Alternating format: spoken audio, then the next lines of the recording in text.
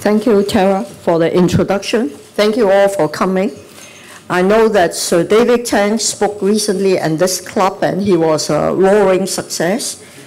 Sir David Tang is a very hard act to beat, particularly given the fact that being part of the establishment, it's hard for me to give you a no-holds-barred critique of government performance in the way Sir David did. But anyway, I'll try my best, to speak the truth, speak what I see as the truth about our most challenging issues and the way forward. A political activism spearheaded by young people is very much on people's minds. Students stole the limelight during Occupy Central in late 2014. Rapid democratic development in recent years, in particular the debate on chief executive election, have spawned large numbers of political bodies led by young people. Civic Passion, Valiant Frontier, Hong Kong Indigenous, Young Inspiration, Hong Kong National Party, and more recently, Demosisto, also a name invented by the young people, just to name a few. The Hong Kong National People purports to promote Hong Kong's, quote, independence, unquote.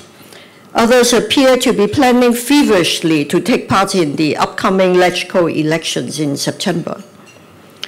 This unprecedented burst of political energies on the part of young people could be due to a combination of reasons. They might have been emboldened by the overnight success of the key players in Occupy Central, who made it to international headlines, or the electoral success of a number of district council candidates in last year's district council elections. We've also noticed that Edward Leung Tin Kei, who played a part in the violent protests in Mong Kok 2 months ago, he also won an impressive number of votes in the by-election in the New Territories recently.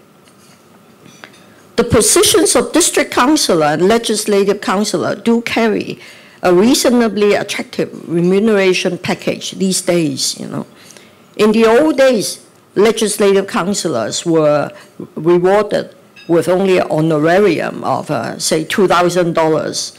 But now a young district councillor is paid 2 or 3 times the starting salary of an average local graduate.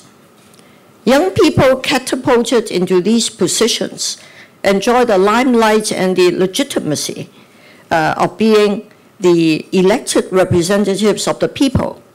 So I can understand the excitement. I'm all for young people taking part in the electoral process and asserting their voices by lawful means, such as by seeking elected offices. For some time, young people in Hong Kong have been fretting about their diminishing opportunity for upward mobility. Since the 1970s, the time when I graduated from university, starting salaries for local graduates have increased about 10 times. But the price of a 400 square meter apartment has increased more than 100 times. The frustration and even anger of young people who despair at the prospect of ever owning their own homes are entirely understandable. Shortage of land is a perennial problem in Hong Kong, but the unforgivable neglect of the need for long-term planning and production of land supply during the previous administration has exacerbated the problem.